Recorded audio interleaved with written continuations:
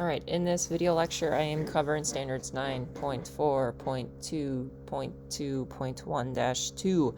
And this one really dives into matter cycles and energy flows through all the different levels, even the non-living bits, physical environments. So we're going to use words and equations to talk about photosynthesis, cellular respiration, what are the reactants, what are the products, and how energy is dissipated as heat into the environment. So I feel like I may have already touched on this with ecosystems and population dynamics, but here we go. So the ecosystem is broken down into systems or different levels, and starting at the smallest and working our way to the largest here. You start with that individual, and groups of the same species of that individual we call a population, and a population that's interacting with other living things, we call that a community. And then this bit right here, you were going to throw in the non-living factors.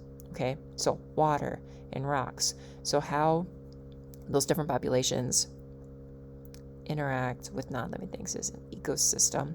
And then a biome is a very large region, very similar region.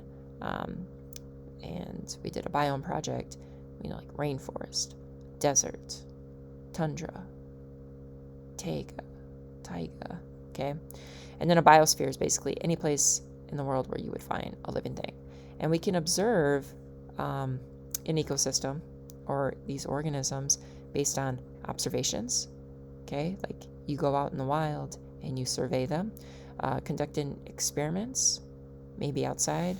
I think I told you the story about how I was plotting vole population on my college campus, and how I had to basically track them with the glow-in-the-dark powder, and then modeling. And with the models, you can use technology, or just materials that can enlarge something that's really small or take something that's really big and scale it down.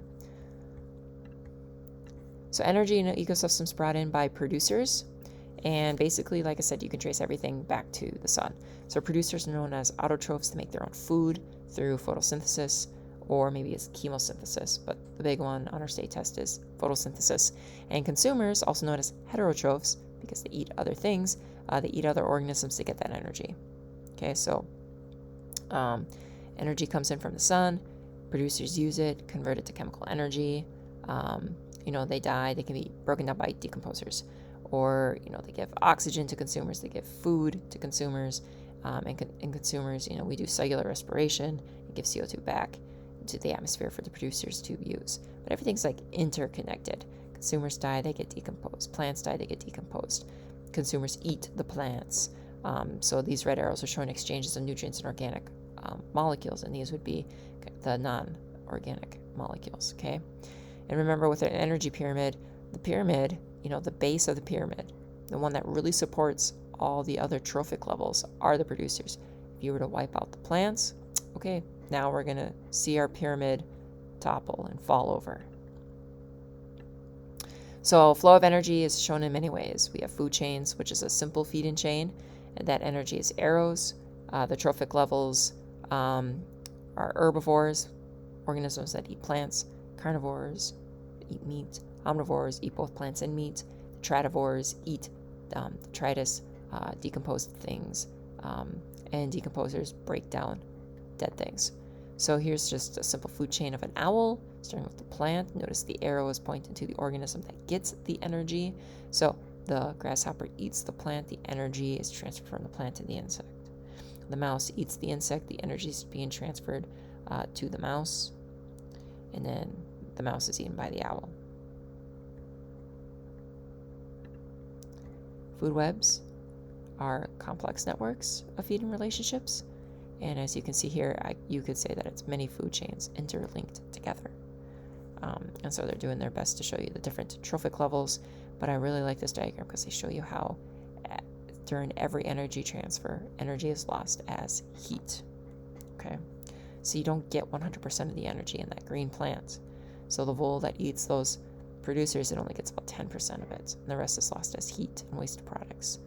And then when the vole is eaten by the short-tailed weasel, again, energy is being lost as heat and waste products, and so on and so forth. Energy pyramids, energy is always lost as heat and waste. It's lost at each stage, so each level gets smaller as you go up, and that is why it is a pyramid. Again, showing the different trophic levels, how energy is lost as heat, and then they die and get broken down by decomposers. Matter and energy are always transferred and recycled. We talked about some of these biogeochemical cycles, like the nitrogen cycle, okay? How nitrogen gets brought into the soil by bacteria because the nitrogen in the atmosphere is useless. Can't really utilize it. So if it gets converted into nitrates, then plants can utilize it, and then we eat the plants, and now we have the source of nitrogen to build DNA, nucleic acids, okay? Carbon cycle, water cycle, and phosphorus and sulfur were discussed briefly. But another diagram showing the biogeochemical cycles and how nutrients are cycled through the environment through many, many processes like transpiration, condensation, precipitation, respiration, transpiration.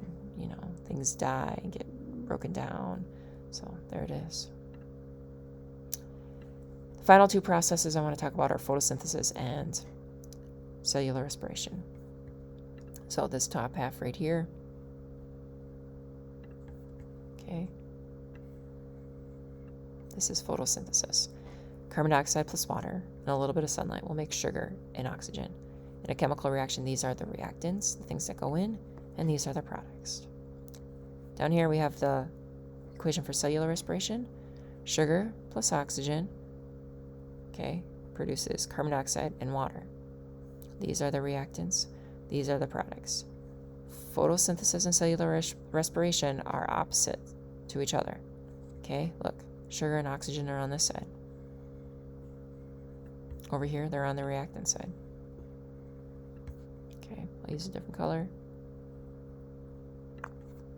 Okay, on cellular respiration, water and carbon dioxide are reactants, but in cellular respiration, they are products.